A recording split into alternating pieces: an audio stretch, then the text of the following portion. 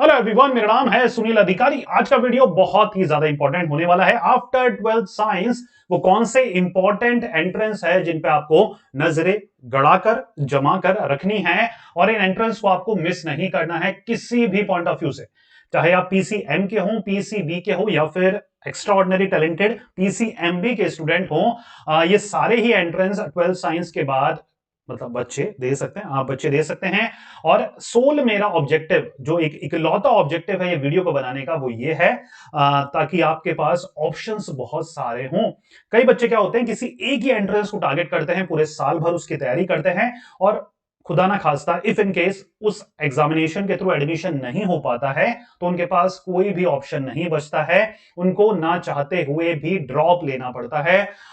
तो आज का वीडियो बहुत ही ज्यादा इंपॉर्टेंट होने वाला है। 10 से ज्यादा ऐसे इंपॉर्टेंट एंट्रेंस बताने वाला हूं जो कि आपको अपने बैकअप रखने हैं, अपने बैकअप रखने हैं। इफ इन केस आप नीट के लिए तैयारी कर रहे हैं तो उसके साथ साथ और भी अदर जो कोर्सेज आप करने जा रहे हैं उनके स्पेसिफिक एंट्रेंस है जो कि आपको देने चाहिए, या फिर आप आईआईटी जेई की तैयारी कर रहे हो उसके अलावा भी दुनिया है जिसके बारे में आपको पता होना चाहिए। तो वही आज का सोल ऑब्जेक्टिव है वीडियो का। बातें हो गई बहुत ज्यादा, काम पे चलते हैं, सीधा काम की बात करते हैं। वीडियो में सबसे पहला हमारा एंट्रेंस है, पहले ऑब्वियस एंट्रेंस है, बहुत सारे के बारे में आप जानते होंगे। जेई मेन एंट्रेंस आता है, ये कौन देता है? स्पेसिफिक वो बच्चे देते हैं जिनको इंजीनियरिंग फील्ड में अपना कैरियर बनाना है। तो यहां पर बीटेक, बीई या फिर बी आर्ट्स या फिर बी प्लानिंग जैसे कोर्सेज करने, आर्किटेक्चर के कोर्सेज भी अगर आपको करने हैं तो आपको सिंगल फोकस्ड कर बीटेक एंट्रेंस जो होता है, या हम इसको आईआईटी जेई भी बोलते हैं, कई जगह इसको जेई मेंस, जेई एडवांस नाम से जानते हैं, तो ये आपको देना है। समझ में आ पा रही है? तो पहला जेई है। दूसरा इसका ही थोड़ा सा बड़ा भाई जेई एडवांस है, जहां पर नियर अबाउट जो टॉप जेई मेंस के रैंक होल्डर होते हैं 2.5 लाख, वो बच्चे सेलेक्ट होते हैं। और वो अगर जेई एडवांस में भी अच्छे नंबर ले आते हैं तो उनको आईआईटीज मिलने के चांसेस, आईआईएससी मिलने के चांसेस बहुत ज्यादा बढ़ जाते हैं। ठीक है, तो इंजीनियरिंग के स्पेसिफिक दो एंट्रेंस हो गए, जेई मेन और जेई एडवांस। जेई मेन के बेसिस पर भी इफ इन केस आप जेई एडवांस के लिए क्वालिफाई नहीं कर पाते हो, उन 2.5 लाख में नहीं आ पाते हो, 99 या 100 परसेंटाइल नहीं ला पाते हो, तब भी आप जेई मेन के सिर्फ इकलौते बेसिस पे अच्छे इंजीनियरिंग कॉलेज से अपना बीटेक, बी या फिर आर्किटेक्चर कॉलेजेस से अपना बी आर्ट्स वगैरह, बी प्लानिंग वगैरह कोर्सेज कर सकते हैं। शुरुआती दोनों जेई मेन और जेई एडवांस। फिर आता है बिट सेट। बहुत सारे बच्चे सिर्फ सिंगल फोकस्ड करके जेई मेन पे ही फोकस करते हैं। अच्छा, आपका एप्टीट्यूड बहुत अच्छा है, रैंक होल्डर्स हैं, पहले से ही आपका गोल क्लियर है कि मुझे तो आईआईटीज में ही जाना है या फिर स्पेसिफिक जेई मेन के थ्रू ये कॉलेज को टारगेट करना है। लेकिन समझदारी वाली बात वहां पर आती है जब आप कहीं ना कहीं बैकअप जो एंट्रेंस है उनके भी फॉर्म फिल आउट कर रहे हैं और उनपे भी नजरें बना के रख रहे हैं, क्योंकि सिलेबस ऑलमोस्ट सिमिलर है। ज्यादा आपको तैयारी करने की जरूरत नहीं पड़ती है, एक्स्ट्रा तैयारी करने की जरूरत नहीं पड़ती है। तो BITSAT Birla institute of technology का हमारा एंट्रेंस होता है, जो कि अगेन बीई बीटेक प्रोग्राम्स में आपको एडमिशन देता है। कई सारे सेंटर है, पिलानी में है, गोवा में है, हैदराबाद में है इनके कैंपसेस, जहां पर आप एडमिशन ले सकते हैं। बीएससी के कोर्सेज कर सकते हैं, बीटेक के कोर्सेज कर सकते हैं। ठीक है, तो बिट सेट एंट्रेंस में भी आपको नजरें बना के रखनी है अगर आप इंजीनियरिंग फील्ड में अपना कैरियर बनाना चाहते हैं। Then comes PIT triple E. अब ये वेलोर इंस्टीट्यूट जो है, काफी फेमस इंस्टीट्यूट है, उनका स्पेसिफिक एंट्रेंस है जिस पर आपको नजरें बना के रखनी है। 12th स्टैंडर्ड के बाद अगेन आईआईटी जेई की तरह ये भी आप दे सकते हैं। 4 वीआईटी कैंपस है अक्रॉस इंडिया में, उनमें आप एडमिशन ले सकते हैं वीआईटी ट्रिपल ई के बेसिस पे। क्लियर हो पा रहा है बच्चा? चलिए, अब देखिए कई ना स्टेट लेवल एंट्रेंस है, कई स्टेट लेवल हैं। मान के चलिए आईआईटी जेई में इतनी अच्छी रैंक नहीं आ पा रही, लेकिन अगर आप स्टेट लेवल एंट्रेंस देंगे ना इंजीनियरिंग, तो आपको काफी इजी रहेगा वहां पर अच्छी ज्यादा परसेंटेज सिक्योर करने में, क्योंकि पेपर का लेवल थोड़ा सा वहां पर आपको इजी मिलता है in comparison to the IIT JEE. समझ में आ पा रहा है? तो यहां पर एसआरएम हो गया, एसआरएम इंस्टीट्यूट का एसआरएम जे ट्रिपल ई एंट्रेंस होता है। मणिपाल यूनिवर्सिटी का एमईटी एंट्रेंस होता है। कालिंगा यूनिवर्सिटी का केआईआईटी ट्रिपल ई एंट्रेंस होता है। आंध्र प्रदेश का, अगर आप आंध्र प्रदेश स्टेट में स्पेसिफिक इंजीनियरिंग कॉलेज से अपना इंजीनियरिंग करना चाहते हैं। कर्नाटका का ये है। केरला का केईएएम है, राइट। महाराष्ट्र का एमएचटी सेट नाम से होता है। वेस्ट बंगाल का डब्ल्यूबीजेईई। तो देखो समझदारी वाली बात क्या होती है, समझदारी वाली बात ये होती है कि आपने मान के चलिए कि 2 साल से आईआईटी जेईई की तैयारी कर रहे हैं लेकिन अच्छी रैंक नहीं हासिल कर पा रहे, तो समझदारी वहां पर आपको आती है काम जब आप उसके साथ साथ स्टेट स्पेसिफिक एंट्रेंस का भी फॉर्म भरें, क्योंकि आप परसेंटेज देखेंगे अगर आपके आईआईटी जेईई मेन में 80% आ रही है तो यहां पर आप 95 क्रॉस आराम से कर सकते हैं। समझ में आ पा रही है? चलिए अब ये आता है पीसीबी वाले स्टूडेंट, उनको तो क्लियरिटी रहती है, 10th से ही आप नीट की तैयारी करने लग जाते हैं, तो नीट एक ऑब्वियसली आपके लिए चॉइस रहती है। लेकिन नीट के साथ साथ नीट तो आपको एमबीबीएस वगैरह बीडीएस प्रोग्राम में या फिर आयुष मिनिस्ट्री के जो कोर्सेज हैं उनमें तो आपको एडमिशन दे ही दे रहा है। नीट के अलावा और कौन सा एंट्रेंस है जो कि पीसीबी टारगेट कर सकता है, या फिर कई बच्चों को हो सकता है पीसीबी लिया है लेकिन मेडिकल में कैरियर नहीं बनाना है, तो क्लैट एंट्रेंस लॉ फील्ड में अगर आपको जाना है तो इंडिया के बेहतरीन इंटीग्रेटेड मतलब 5 ईयर प्रोग्राम होते हैं, जैसे बीबीए एलएलबी है, बीएलएलबी है, बीएससी एलएलबी भी प्रोग्राम स्टार्ट हो चुका है जी हाँ साइंस वालों के लिए। तो आप 12th के बाद ही क्लैट एंट्रेंस को देकर लॉ फील्ड में अपना कैरियर बना सकते हैं। देखो जरूरी नहीं है, एक चीज मैं आपको क्लियर कर दूं प्लस पेरेंट्स को भी क्लियर कर दूं, अगर आपके बच्चे ने पीसीएम ली है, पीसीबी ली है, पीसीएमबी ली है और उसका मन नहीं है, इंटरेस्ट नहीं है मेडिकल फील्ड में, तो वो कोई पाप नहीं कर रहा है। उसके पास हजारों और भी फील्ड है जिसमें वो मेडिकल फील्ड से ज्यादा पैसा अर्न कर सकता है, राइट? तो कहीं ना कहीं उसको फोर्स कर कर कहीं ना कहीं उस पर मेंटल प्रेशर डालने का देखो कोई मतलब नहीं है, क्योंकि बच्चों को कहीं ना कहीं वो चीजें करने दीजिए जिनमें उनका पैशन है, ताकि वो end of the day blame game आप में ना डाले कि आपने कहा था मैंने कर लिया और मुझसे नहीं हुआ। जब बच्चा अपने अकॉर्डिंग कोर्सेज करता है तो वो किसी पर ब्लेम नहीं डाल सकता, वो अपना 200% देता है। आप अगर पुश करोगे तो अपना 80% देगा, लेकिन वो खुद अपने मन का कुछ करेगा तो वो 200% देगा। ये समझने वाली बात है, ठीक है?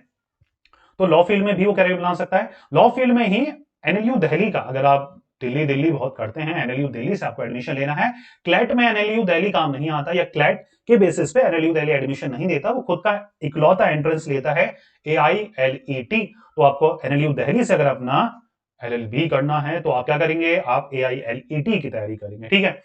और अगर आपने ग्रेजुएशन के बाद अगर आपका प्लान है लॉ करने का या फिर फॉरेन से लॉ करने का, तो एलसेट एंट्रेंस होता है लॉ स्कूल एडमिशन टेस्ट, वो आपको देना पड़ेगा, राइट? ये 3 साल एलएलबी के लिए भी एप्लीकेबल है और 5 ईयर एलएलबी के लिए भी एप्लीकेबल है, जो कि आप 12th के बाद करते हैं, ठीक है? अब एनडीए एनए, कई बच्चों को डिफेंस सेक्टर में जाना है, पीसीएम के हैं या फिर पीसीबी के हैं, पीसीबी वाले भी नॉन टेक्निकल फील्ड में जा सकते हैं ना, आर्मी वगैरह में जा सकते हैं, गर्ल्स और बॉयज दोनों के लिए एनडीए ओपन हो चुका है। तो जिन बच्चों को भी डिफेंस सर्विसेज में जाना है, एनडीए एनए का फॉर्म प्लीज फिल आउट करें। साल में 2 बार फॉर्म निकलते हैं। फॉर्म पता कैसे लगेगा सर कौन सा एंट्रेंस का फॉर्म कब निकल रहा है, गवर्नमेंट एग्जामिनेशन का कब अलर्ट्स निकलता है? मेरे एक व्हाट्सअप चैनल है सब नहीं है तो डिस्क्रिप्शन में आपको लिंक मिल जाएगा, वहां से आप हमारा फ्री व्हाट्सअप चैनल ज्वाइन कर लीजिए। जितनी भी इंपॉर्टेंट एग्जामिनेशन अपडेट्स होती हैं वो हम वहां पर शेयर करते हैं, ठीक है? चलिए आगे बढ़ते हैं।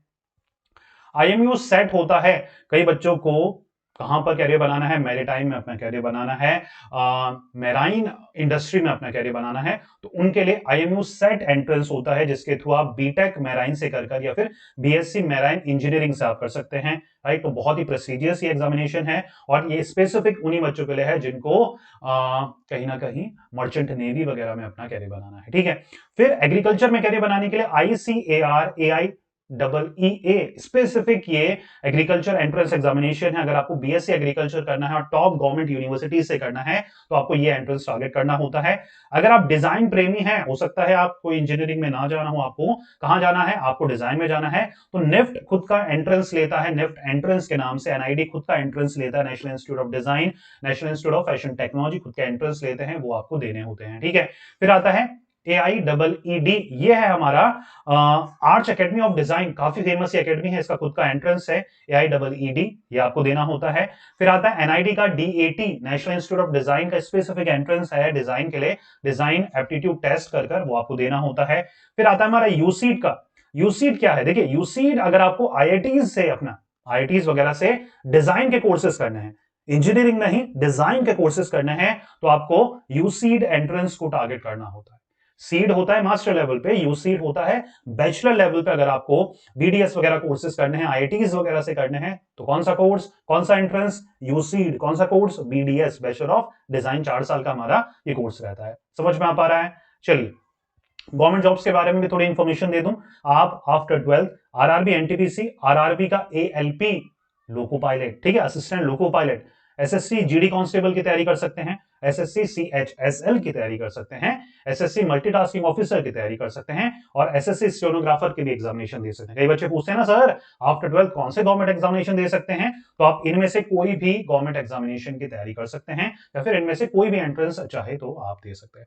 समझ में आ गई? तो पेरेंट्स जितने भी ये वीडियोस देख रहे हैं अपने बच्चे के इंटरेस्ट के अकॉर्डिंग उसको उसका एंट्रेंस देने दे। मेरा सजेशन ये रहता है जो भी वो एंट्रेंस उसका ड्रीम एंट्रेंस है, चाहे वो आईआईटी जेईई हो, चाहे वो नीट हो, उसके साथ साथ कम से कम 2 और एंट्रेंस पे नजर बना के रखिए, उसका सिलेबस देखते रहिए, पता करते रहिए कि उस एंट्रेंस की डेट कब आती है, क्या फॉर्म कब निकलते हैं, क्या प्राइसेस वगैरह है, आता क्या है और वो क्रैक करने के बाद कैसे कॉलेजेस मिलेंगे। तो क्या रहता है बच्चों के पास बैकअप रहता है, थोड़ा माइंड फ्री रहता है, ज्यादा मेंटल प्रेशर नहीं आता बच्चों को, क्योंकि उनको पता रहता है इफ इन केस मेरा ड्रीम चीजें मुझे नहीं भी मिल पाई तो मेरे पास बैकअप तैयार है, यहां नहीं तो मेरा यहां पर हो जाएगा, ताकि बच्चे को गैप ना लेना पड़े। और गैप कब लेना पड़ता है या कब लेना चाहिए मेरे अकॉर्डिंग, तब लेना चाहिए जब आप थोड़े से मार्क्स से चूक रहे हो और आपका पहले से ही प्लानिंग क्लियर है कि मुझे 10 से 15 घंटे अब पढ़ना है।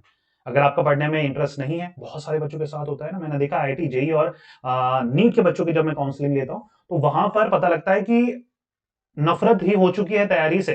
तो जब आपकी नफरत ही हो चुकी है तैयारी से तो फिर गैप लेने का कोई मतलब नहीं है। अगर आप दिन का सिर्फ 1 घंटा ही दे रहे हो, 8 घंटे फोन में लगे हुए हो, तो गैप लेने का कोई मतलब नहीं है, गलती से भी नहीं लेना चाहिए। उस केस में तो किसी और कोर्सेज में बीएससी में एंट्री ले लो, बीबीए कर लो, बीसीए कर लो, बहुत सारे आपके पास ऑप्शन है।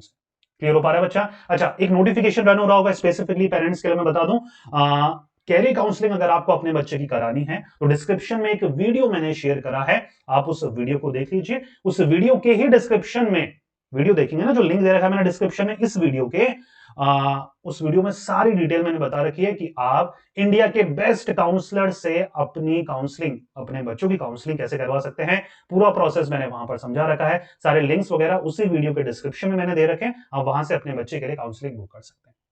हो गया बात क्लियर? चलिए मिलते हैं नेक्स्ट वीडियो में, till then take care, good bye. पढ़ते रहिए, मेहनत करते रहिए, क्योंकि आपका भी दिन आएगा। Thank you so much.